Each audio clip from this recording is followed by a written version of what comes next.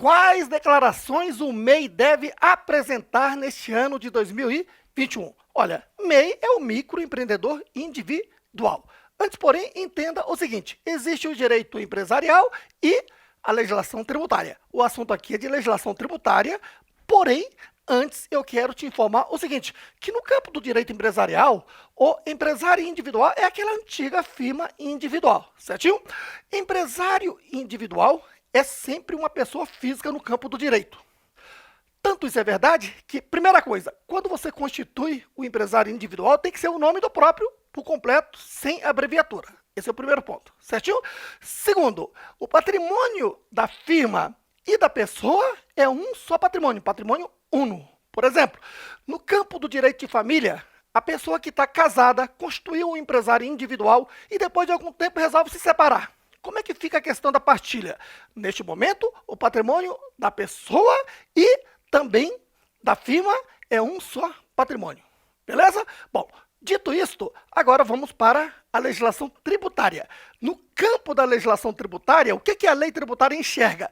Enxerga que microempresário individual é um empresário individual, apenas micro, certinho? Assim sendo, veja, para a legislação tributária, o MEI é equiparado à pessoa jurídica. É uma empresa, certinho? E toda empresa tem o seu dono. Quando o dono é só um, ele é chamado de titular, tá ok? Então, o titular tem o seu CPF e o MEI tem o seu CNPJ, tá ok? Bom, o MEI, quando ele presta serviço ou vende para a pessoa jurídica, ele está obrigado a emitir nota fiscal. Agora, quando ele presta serviço ou vende para a pessoa física, basta ele emitir um recibo ou nota fiscal, se quiser ou se tiver essa exigência da outra parte. Beleza? É assim que funciona. Bom, então, como é que fica no campo da declaração? O MEI tem que fazer quantas declarações? Bom, o MEI, enquanto equiparado à pessoa jurídica, quer dizer, a empresa, com base no seu CNPJ, está obrigado a declarar o DASN-CIMEI. Funciona assim. Aqui está o ano calendário de 2020, que começou no dia 1º de janeiro e terminou no dia 31 de dezembro de 2020, certinho? Encerrado o ano, deve-se preparar a declaração anual simplificada do microempreendedor individual e apresentá-lo à Receita Federal do Brasil até 31 de maio de 2021, quer dizer, até maio do ano seguinte, certinho? O que é que se informa aqui? Informa-se de forma bem simples 3 coisas, basicamente, ó. A receita bruta total do ano.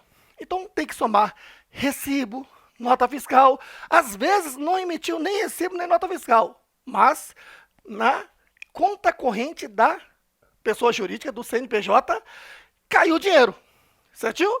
Isso é receita, tem que somar, certinho? Bom, outro detalhe importante é que, se nesse total de receita teve uma parte de vendas, venda está sujeito a ICMS. Então, por isso, a parte da receita bruta de ICMS tem que ser informada aqui também, tá? E como o MEI só pode contratar um empregado e contratou, nesse caso, tem que apresentar informações do empregado também. De forma que, na parte da pessoa jurídica, é equiparada à pessoa jurídica, mas todo mundo diz pessoa jurídica simplesmente, tá ok? Então, no campo da pessoa jurídica, é só isso, está obrigado a apresentar a DASN-CIMEI até 31 de maio do ano seguinte, beleza? Bom, agora vamos para a pessoa física, tá aqui. A pessoa física é o titular, o dono do MEI, por assim dizer, o dono da empresa, tá ok? Ele, com base no seu CPF, está obrigado ou facultado a declarar. Para saber se está obrigado ou facultado, tem que analisar o seguinte: o simples fato de ser MEI está obrigado a declarar? Não. Da mesma forma que o simples fato de ser sócio ou dono de uma empresa, você não está obrigado a declarar. Para estar obrigado a declarar, tem que atender aqueles 7 requisitos de obrigatoriedade que eu explico ao longo do curso, certinho? Vamos citar alguns importantes. Por exemplo, se o MEI, lá no ano anterior, neste caso, lá em 2020, teve rendimento tributável de valor superior a R$ 28.559,70, está obrigado a declarar, certinho? Ou teve rendimentos isentos e não tributáveis, mais rendimentos sujeitos à tributação exclusivamente na fonte de valor superior a 40 mil, está obrigado a declarar.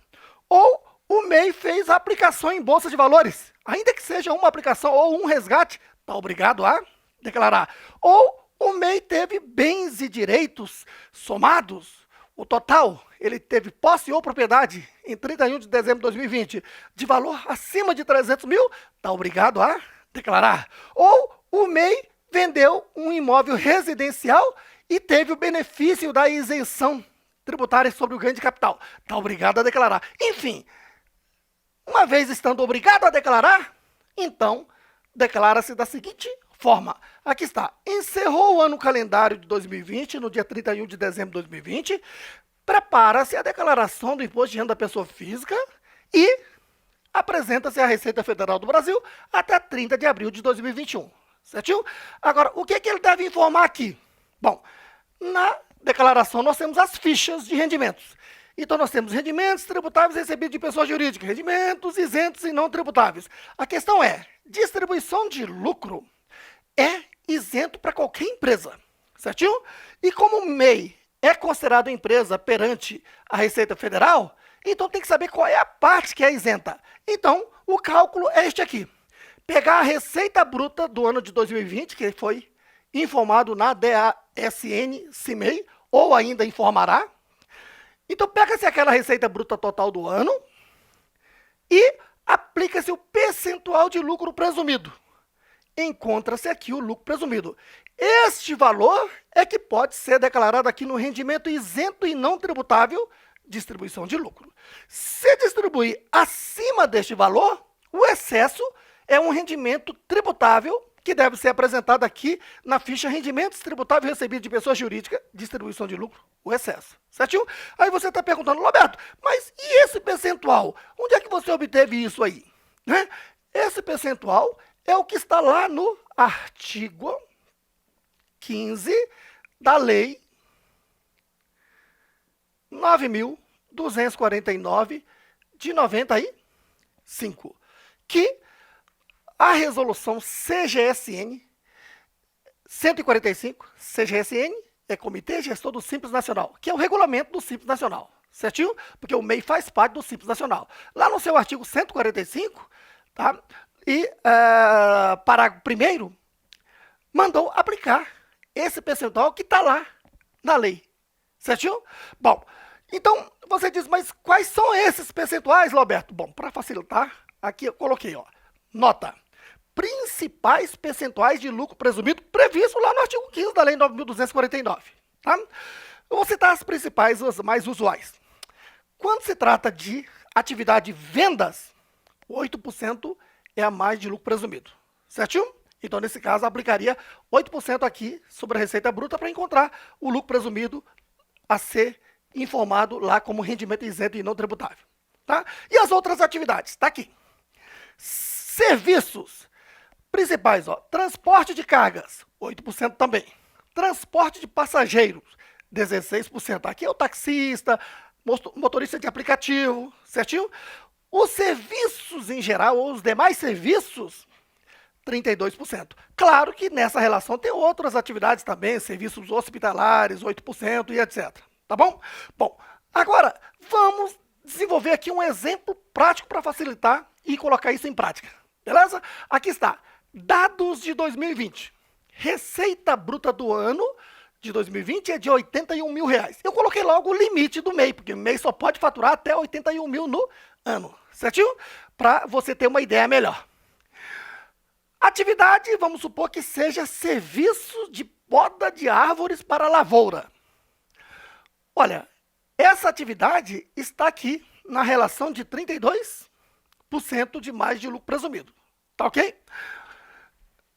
E distribuiu lucro no valor total de R$ 48.767,76 neste ano de 2020. Você vai ver que eu já calculei antecipadamente que para esse MEI aqui será um valor que será declarado sem ter que pagar imposto. Certinho? Outro ponto importante, veja, você viu que o MEI pode estar obrigado ou facultado a declarar, mas fica aqui a minha recomendação. Ainda que facultado, declare imposto de renda. Porque toda hora uma pessoa está precisando comprovar renda. Seja junto ao banco, seja junto ao cartão de crédito, ou porque está querendo comprar uma casa, ou porque está querendo comprar um carro financiado e tem que apresentar o comprovante de renda. Não há comprovante de renda mais fidedigno do que a sua própria declaração. Por isso, nunca perca a oportunidade de declarar imposto de renda, certo? E se vai declarar, olha só, você que é contador, ou você que é o próprio MEI, aqui está um exemplo que vai poder facilitar os seus cálculos. Tá aqui, certinho? Considerando então esses dados aqui, vamos começar a resolução. A primeira coisa que você tem que fazer é calcular essa parte do lucro presumido que pode ser distribuída de forma isenta, certinho? Então tá aqui. Cálculo do lucro presumido, ó. Receita bruta de 2020, 81 mil, certinho? Percentual de lucro presumido, acabei de falar, 32%. Então, quanto esse MEI aqui pode receber como lucro de forma isenta? Lucro presumido isento, 25.920, certinho? Se distribuiu acima deste valor, o excesso você já sabe, vai ser declarado como rendimento tributável recebido de pessoa jurídica. Vamos lá. Na declaração do imposto de renda da pessoa física deste MEI, que é o mesmo que a declaração de ajuste anual, certinho? Vou fazer o seguinte, ó. Em primeiro lugar, rendimentos isentos e não tributáveis, o valor calculado. Distribuição de lucro de 25.920, certinho? Agora, distribuiu quanto? 48.767,76, certo? Então, o que ultrapassou esse valor, esse excesso, tem que ser declarado aqui, ó. Rendimento tributável recebido de pessoa jurídica. Distribuição de lucro, 22.847,76. Como eu cheguei a esse valor? Peguei o valor distribuído, 48.767,76, menos a parcela isenta de 25.920, deu 22.847. Detalhe importante, o pulo do gato. Veja, nota. Está lembrado daquele valor da tabela progressiva, aquele da primeira faixa, que a alíquota é zero? 1.903,98, a alíquota é zero, certinho? Vezes 12 meses, dá 22.847,76. Então, o que eu fiz para esse MEI não pagar imposto de renda e ter uma boa renda para declarar? Peguei o valor da declaração isenta, distribuição isenta, certinho? E somei esses 22.847, que deu exatamente 48.767,76. Se você está fazendo a declaração de um cliente seu que é MEI e quer apresentar uma boa renda, mas sem ter que pagar imposto de renda, é só você calcular. Aplique o percentual de lucro presumido sobre a receita bruta e declare aqui rendimento isento e não tributável, certinho? A este valor, some 22.846,76 e aí sim você vai fazer uma declaração de renda para essa pessoa, poder comprovar renda depois, sem ter que pagar imposto de renda. Claro, se esse valor fosse acima de 22.847,76, aí sim entraria na incidência de 7,5%, 15%, 22,5% ou 27,5% conforme o valor declarado. Aí você diz, mas o MEI pode declarar que valor? O MEI pode declarar qualquer valor que, claro, não ultrapasse 81 mil. Agora, colocar 81 mil de distribuição seria um exagero, porque o MEI teve custo, teve despesa. Então, é interessante que, para que tenha o princípio da razoabilidade, né, apresentada, pegue a receita bruta, subtraia custos e despesas, você já tem uma margem ali de dinheiro que estaria no caixa que comprovaria. Seria uma boa forma. Tá? A Receita Federal não exige nada disso. O importante é que você decida quanto distribuir e calcule primeiro a parte isenta, acima deste valor. Declarar aqui em rendimento tributável, recebido de pessoa jurídica, como rendimento o quê? Tributável. No entanto, se for um valor acima de 22.847, já sabe, vai incidir imposto. Tá ok? Outro detalhe importante é que, de acordo com a lei, a incidência desse imposto se dá em que momento? Ele se dá no momento que se distribuiu. Por isso, tem que tomar cuidado. Se eu estou declarando o imposto de renda de 2020, ano calendário 2020, aqui no exercício financeiro 2021, tem que saber quando é que distribuiu. Porque se distribuiu lá em dezembro, já tinha que ter pago o imposto lá em janeiro. Quer dizer, se você não fez esse recolhimento até agora, já vai incidir juros e multas. Certinho? Outro ponto importante é que o MEI, ele pode fazer isto mensalmente. Ele pode chegar no mês de janeiro calcular o lucro presumido e verificar se vai distribuir acima deste valor, certo?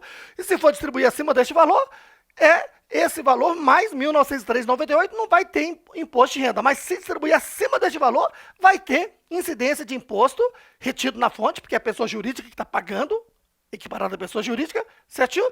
E a ser recolhido em fevereiro. E assim todos os meses. Agora, você está deixando para fazer tudo isso na declaração, saiba que se for um valor acima de 22.847 neste rendimento tributável recebido de pessoa jurídica, ele foi distribuído aqui em dezembro, subentende-se.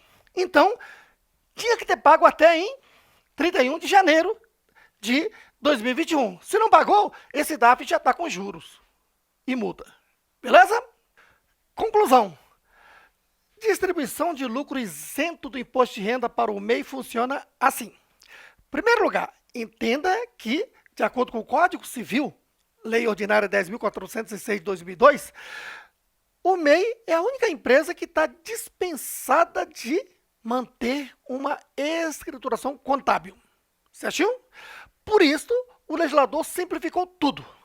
O MEI, para ter distribuição de lucro isento, basta calcular o lucro presumido, pegando a receita bruta anual, aplicando o percentual de lucro presumido lá do artigo 15 da Lei 9.249 e pronto, encontrou o lucro presumido. Certinho? Aí você diz, mas Roberto, não tem que excluir aí o imposto de renda da pessoa jurídica? Não. Por quê? Porque MEI não paga imposto de renda.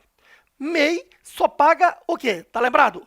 INSS de 5% do salário mínimo, ISS de R$ 5,00 e ICMS de R$ 1,00. Por isso é que não se subtrai o imposto de renda. Entendido aí? Tem que ser interpretado a lei. Já já vamos para a lei e você vai entender. Bom, e aí, como eu disse, o MEI não está obrigado a ter uma contabilidade. Por isso, basta calcular esse valor e distribuir de forma isenta. E se distribuir acima deste valor, aí é tributável esse excesso. Agora, de forma facultativa, o MEI pode fazer uma contabilidade. E se ele fizer uma contabilidade e esse lucro contábil for maior do que o lucro presumido, aí sim ele pode distribuir esse lucro contábil como sendo um rendimento isento. Agora, se distribuir acima deste valor, o excesso será tributável lá pela tabela progressiva. De repente você é um profissional e fala, Roberto, onde é que está o fundamento de tudo isso? Vamos lá então. Fundamento legal está na resolução CGSN, Comitê Gestor do Simples Nacional, 140, no seu artigo 145, parágrafos 1º, 2º e 3º, que, na verdade, advém da Lei Complementar 123 de 2006, artigo 14. A Lei Complementar 123 é exatamente a lei do Simples Nacional.